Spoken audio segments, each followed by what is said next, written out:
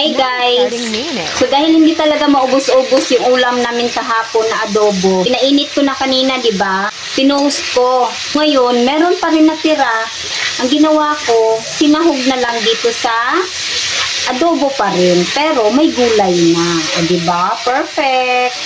Kasi nakakasawa din naman. Halos 2 araw na kami pag adobo pa din. So, lagyan natin ng gulay. And then, maglalagay ako dito ng Mamacita's oyster sauce. Ayan. And then, paminta. So, that's it. So, anong ulam nyo guys? O, diba? Hala, parang maanghang na to. Lagyan ko ng konting sabaw. Para may konting ano tayo. Oo, ang sarap.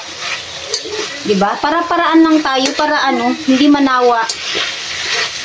Ang sarap. So, ito guys, may natira na 3 piraso kasi ayaw ng panganay ko na ihalo dito. So, ito yung ulam niya, ito yung sa amin, diba? Para-paraan lang talaga. So, malapit na maluto. Kakain na tayo. Kain na tayo guys. Luto ng ating adobong sitaw na special.